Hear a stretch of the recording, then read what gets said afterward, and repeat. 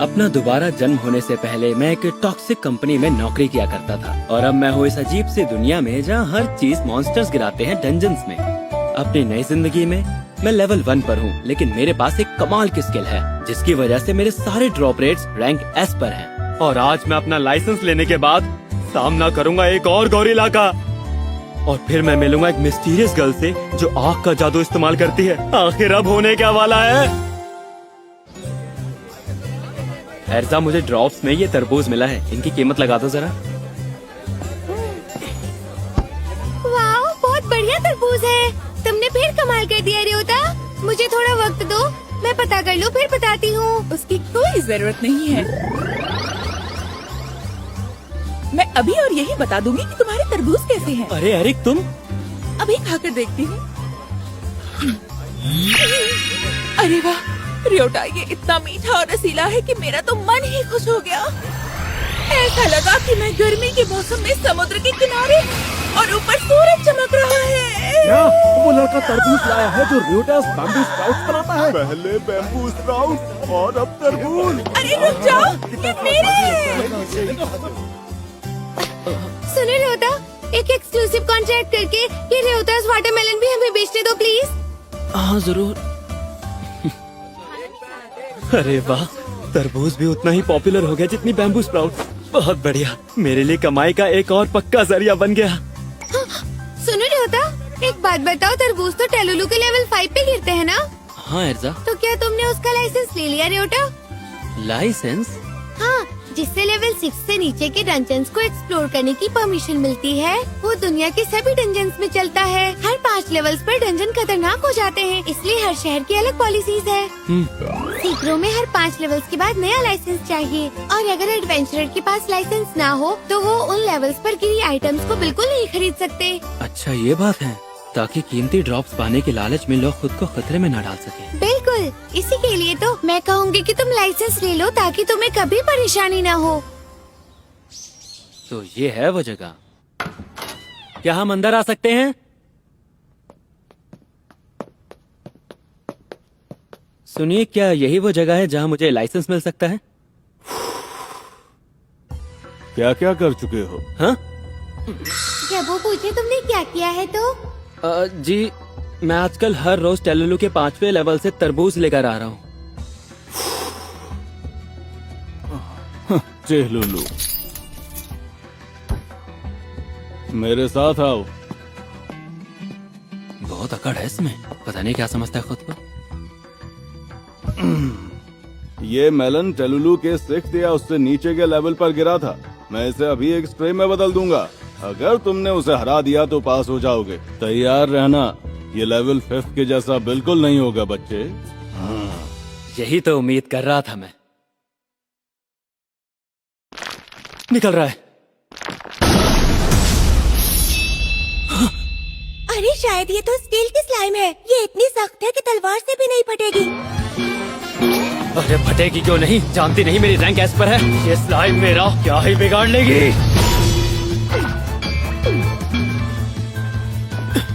ये तो वाकई काफी मजबूत स्टील है। अरे योदा, डरना मत एमिली, मेरे पास एक बहुत मजेदार प्लान है।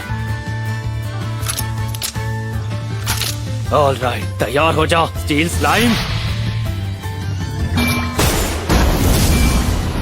फायर बुलेट, लेकिन लगता नहीं इससे कुछ होगा। अरे अभी तो खेल बस शुरू ही हुआ है। इस बार फ्रीजिंग बुलेट चलाई तुमने?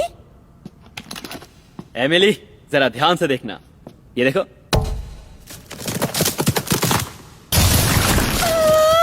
ये कैसे किया तुमने? एक्सट्रीम टेम्परेचर डिफरेंस से पहले इस पर मैंने फायर बुलेट चलाई और उसके बाद फ्रीजिंग बुलेट से इसको फ्रीज कर दिया। इससे स्टील स्लाइम का मेटल कमजोर होकर टूट गया। वाह, कमाल है, मानना पड़ेगा तुम में वाकई कुछ खास है। एग्जामिनर होने के नाते मैं तुम्हें पास करता हूँ। तुम्हारा लेवल 6 तक का सीक्रेट लाइसेंस अप्रूव हो गया। तो ये है मेरा लाइसेंस। सुनो योदा, कंग्रेचुलेशन। मुझे यहाँ काम करते 10 साल हो गए, लेकिन तुमसे अच्छा कोई नहीं मिला। सीक्रो का फ्यूचर बहुत अच्छा है। इसे और ज्यादा इफेक्टिव बनाने के लिए, उन्हें ड्रॉप्स की तरह पाने के लिए योदा, शायद। हाँ ठीक है, मुझे कुछ तैयारियां करनी पड़ेंगी। एमिली, मुझे तुम्हारी मदद चाहिए। मुझे एक बहुत ही कीमती चीज की जरूरत है। आखिरकार हम पहुंच ही गए। All right. जब तुमने कहा कि तुम्हें 15 लाख पिलोज की जरूरत है क्योंकि तुम्हें ट्यूना चाहिए, तो मैं सोच में पड़ गई। मैं कुछ नया करने की कोशिश करना चाहता हूँ और उसे करने के लिए एमिली पहले हमें इसे स्ट्रे में बदलना होगा। देखो बदल रहा है। ट्यूना से जो स्ट्रे निकला है, ऐसे ही गोरिल्ला ने सीक्रो पर हमला किया था। चिंता मत करो, इससे मुझे निपटने दो। सबसे पहले फ्रीजिंग बुलेट चलाता हूँ ताकि इसका हिलना डुलना बंद हो जाए। माफ करना दोस्त, जो गन तुमसे मिली थी वही इस्तेमाल करनी पड़ेगी तुम्हें मारने के लिए।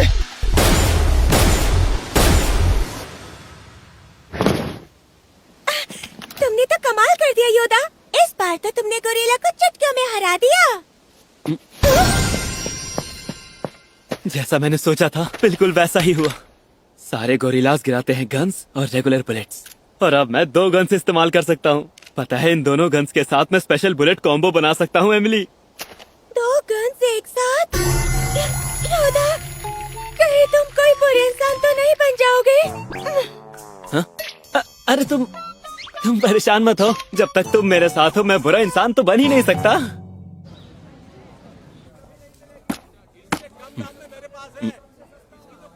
क्या कुछ खास हुआ है यहाँ? असल में आज यहाँ पे स्ट्राइक हुई है। लगता नहीं कि यहाँ सब ठीक ठाक चल रहा है। सिलिकॉन के लेवल 6 पर एडल्बर्ट ग्रुप का कब्जा है और यही वो जगह है जहाँ चावल मिलते हैं। और वो लोग कह रहे हैं कि अगर मैं सीक्रो राइस की कीमत नहीं बढ़ाऊंगी तो वो लोग मुझे चावल नहीं देंगे। अच्छा तो ये बात है। हाँ। मेरे ख्याल से इंचार्ज को ढूंढना चाहिए और उससे बात करनी चाहिए। अरे तुम तो सातो हो ना? तुम तो नेपच्यून हो ना? तुम यहाँ क्या कर रहे हो? मैं तो यहाँ एडलबर्ट की वजह से आया था। तुम बताओ तुम्हारा कैसे आना हुआ?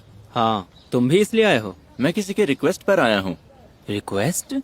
दरअसल बात इस तरह से है कि ये पहली बार नहीं है जब एडलबर्ट और उसके ग्रुप ने ऐसा कुछ किया हो, लेकिन शहर में मौजूद लोगों का सब्र अब धीरे धीरे खत्म होने लगा है। तो क्या नेपच्यून ग्रुप उन लोगों से छुटकारा दिलवाएगा? नहीं नहीं, ऐसा नहीं है। हाँ? छुटकारा नहीं, हम तो उन्हें खत्म ही कर देंगे। मैं कुछ कहना चाहता हूँ। बोलो। क्या ये मामला मैं सुलझा सकता हूँ? यानी मैं तुम्हें उन्हें खत्म करने दूं? मैं छुटकारा दिलवाऊंगा।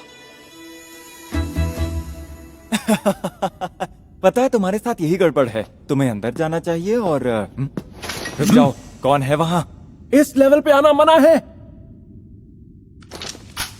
तो तुम लड़ने आए हो?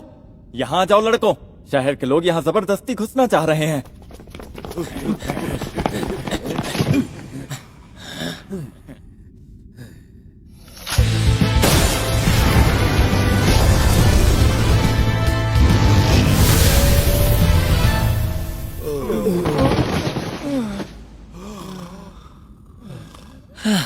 चलो मेरा काम तो बन गया। हे, ये क्या किया तूने? अबे इस तरह से अचानक से पीछे मत आया कर। ये हीलिंग बुलेट है। ये सिर्फ जख्मों को भरने का काम करती है, लेकिन अगर 2 एक साथ चला दो तो स्लीप बुलेट भी बन जाती है और टारगेट को सुला देती है। तो ये वो नई ताकत है जो दूसरी गन मिलने के बाद मुझे मिली। अब और मजा आएगा। 2 गन से क्या क्या किया जा सकता है? मैंने हर तरह की पॉसिबिलिटीज आजमा कर देखी। कमाल हो गया। क्या किया था तुमने? मैंने अभी फ्रीजिंग बुलेट और फायर बुलेट को एक साथ चलाकर देखा और देखो दोनों मिलकर इरेजिंग बुलेट बन गई। Erasing bullet? क्या बात है! और इसका कॉम्बिनेशन है सिर्फ एक फ्रीजिंग बुलेट और एक फायर बुलेट। एमिली ने जो कहा उससे मुझे एक आइडिया आया, तो मैंने कई अलग अलग बुलेट कॉम्बिनेशंस ट्राई किए। अलग अलग बुलेट्स को मिलाकर कई तरीकों से इस्तेमाल किया जा सकता है, और ये मुझे पता चला दूसरी गन मिलने के बाद। वाह, तो उनकी हीलिंग पावर को दुगना कर रहा है क्या? बिल्कुल ठीक समझा तू। अच्छा, अब इन्हें बाहर ले जाना चाहिए। तू मेरे पीछे आ ही गया है तो थोड़ी मदद कर दे।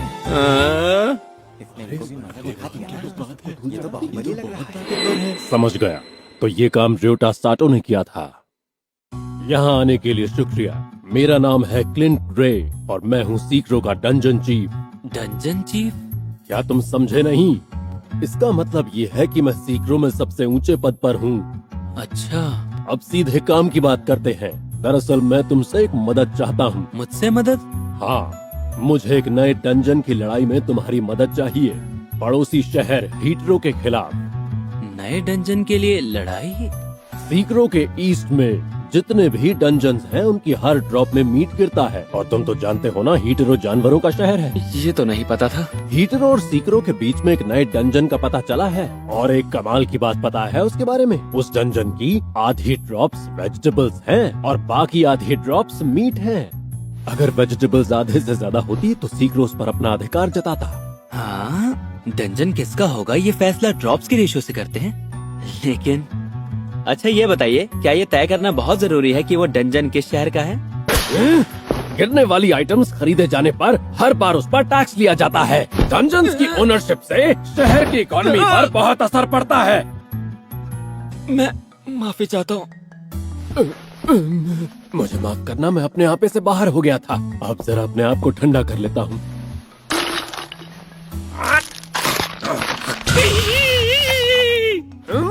मीठा चीनी सबसे बढ़िया होती है। क्या इन्हें डायबिटीज होने का डर नहीं है? खैर, क्योंकि वेजिटेबल्स और मीट दोनों एक ही जितने गिरते हैं, इसलिए हमने तय किया है कि उसकी ओनरशिप उसे मिलेगी जिसे ज्यादा रेयर ड्रॉप्स मिलेंगी। और क्योंकि तुम अपनी स्ट्रेंथ और हाई ड्रॉप रेट्स के लिए जाने जाते हो, इसलिए मैं तुमसे मदद चाहता हूँ। मैं तुमसे ये काम मुफ्त में नहीं करवाऊंगा। हार गए तो भी इनाम मिलेगा, और जीत गए तो सभी ड्रॉप्ड आइटम्स जो तुम इकट्ठा करोगे उन पर कभी टैक्स नहीं लगेगा। तो क्या विचार है बच्चे, डील पक्की समझूं? बड़ा अच्छा महसूस होता है जब मेरे काम को पहचान मिलती है और लोग मुझ पर विश्वास करते हैं। मुझे मेरी गन्स की जरूरत होगी, और मेरे पास ढेर सारी स्पेशल बुलेट्स भी होनी चाहिए। मैजिक कार्ड भी चाहिए होगी, और दूसरे कपड़े भी तो चाहिए होंगे। ऐसा लग रहा है किसी बिजनेस ट्रिप पर जा रहा हूँ। पहले मैंने बहुत मेहनत की और दिन रात जाग कर काम किया, लेकिन अब एमिली मेरे साथ है। एमिली? हाँ, तो ये है सारी कहानी। मैं उस नए डंजन सेलन में जा रहा हूँ। ये तो कमाल हो गया योदा, बिल्कुल नेपच्यून ग्रुप की तरह। डंजन को इंस्पेक्ट करने के लिए कहा जाना बहुत बड़ी बात है। हाँ, सही कहा। निहोनियम वाले डंजन में भी तो मैंने ऐसा ही किया था। मैं समझ गई।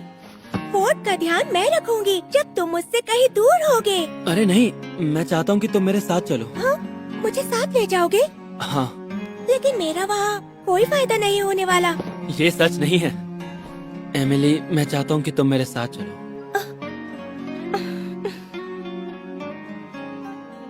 लो लेवल वाले, मुझे गाजर दो। अरे ईव, तुम मुझे गाजरें कैसे दोगे? अच्छा ठीक है, तुम्हें जितनी चाहिए जाने से पहले दे जाएंगे। हाँ हाँ, याद रखना। यहाँ तो कुछ भी नहीं है। जो चीजें स्ट्रेस नहीं बनती है वो है हवा, पानी और धरती। उन जगहों को छोड़कर जहाँ बहुत सारे लोग होते हैं, जैसे कि शहर और डंजन्स। हाँ, समझ गया मैं। लेकिन एमिली, यहाँ दूर दूर तक कुछ भी नहीं है। बड़ी ही अजीब दुनिया है ये। अरे एमिली, ये क्या कर रही हो तुम? एक शहर से दूसरे में जाने पर थकावट हो जाती है। अगर हमारे बाद कोई इस रास्ते से गुजरेगा तो उम्मीद है कि इसे देखकर उसे कुछ खुशी मिलेगी। गोल गोल है सूरज और बड़ा भी, ये दोनों जब साथ होंगे तो बनेंगे बड़े मुलायम कुशन्स। ओह, सोफे से ये गेंद बाहर निकल रही है। गेंद के यहाँ होने की वजह है ताकि सोफा यहाँ सीधा खड़ा रहे, यहाँ और यहाँ। आँखों में प्यूपिल्स भी तो बनाने हैं। ओहो, बन गया पूरा जो मुझे बनाना था वो। ये है क्या?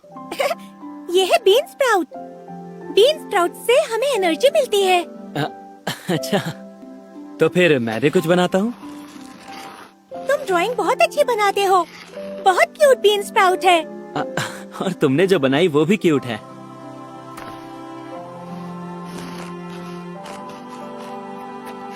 अब ये बिल्कुल ठीक है। अच्छा, अब आगे चलने के लिए तैयार हो तुम? हाँ, एकदम तैयार।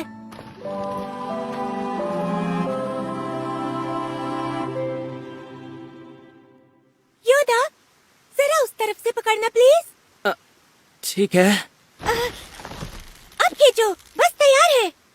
तो उस बैकपैक में इतना बड़ा टेंट था। यहाँ मुझे स्किल्स दिखाने का मौका मिला है। क्या तुम थोड़ा सा पानी ले आओगे योदा प्लीज? हाँ।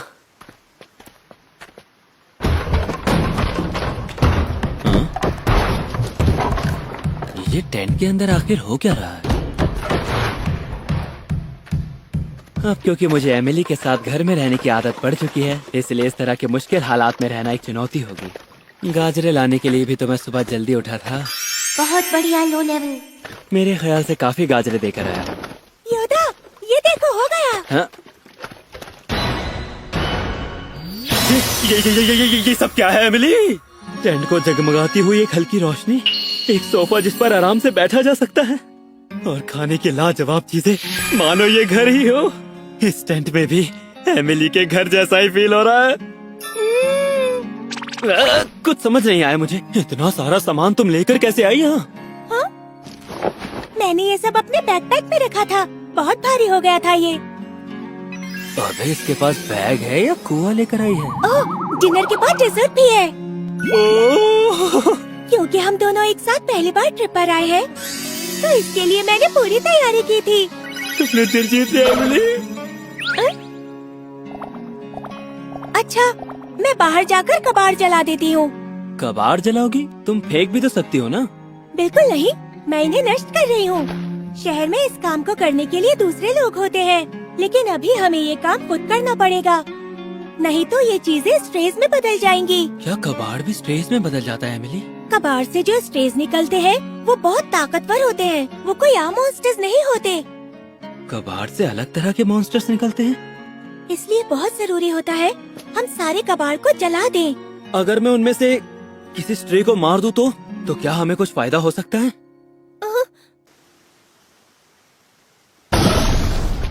हमारा कबाड़ जिस ट्रे में बदला वो है फ्रैंकेनस्टाइन। इसके सर पर मारती हूँ। एमिली पीछे हट जाओ। ठीक है योदा। हम शुरुआत करेंगे इससे। इसे जलाकर राख कर दो फायर बुलेट। काम नहीं बना, लपटें बहुत हल्की हैं। अगर एक से काम नहीं बना तो दूसरी काम आएगी। देखते हैं।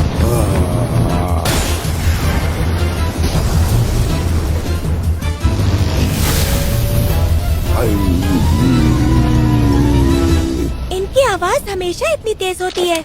एक साथ इन दोनों गोलियों ने बहुत ही अच्छा काम किया। हाँ, ये कमाल कर रही है। चलो अब।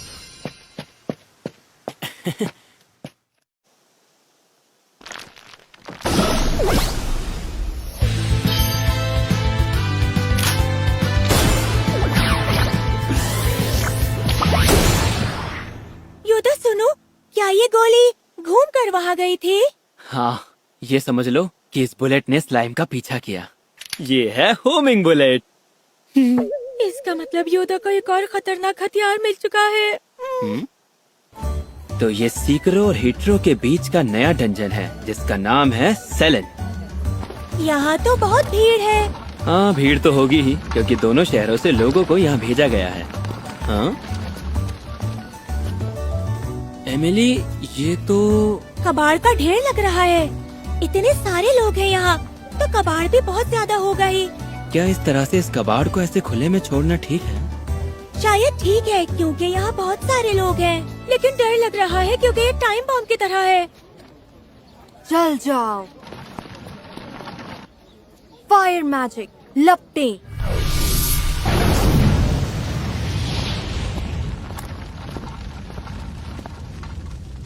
शायद इसका काम सारे कबाड़ को इकट्ठा करके उसे जलाना होगा। इसकी मैजिक पावर कितनी जबरदस्त है। अरे, कबाड़ का अगला ढेर तो पहले ही बहुत बड़ा है। वाकई बहुत बड़ा है। अगर इतना ज्यादा कबाड़ इकट्ठा हो जाएगा तो ये उसे ठीक से नहीं जला पाएगी।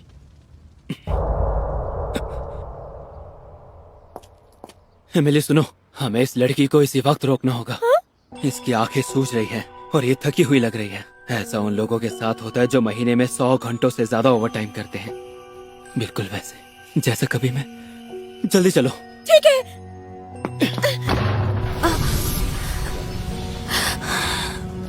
क्या तुम ठीक हो? एडवेंचरस। अगर तुम्हारे पास कबाड़ है तो उसे यहाँ ले आना। जरूर ले आएंगे, लेकिन तुम्हें थोड़ी देर आराम करना चाहिए। तुम्हारा शुक्रिया, लेकिन मैं आराम नहीं कर सकती। मुझे अभी कबाड़ चलाना होगा। लेकिन मैं ठीक हूँ।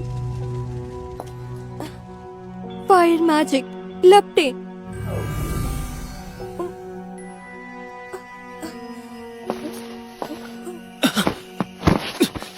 तुम ठीक हो ना?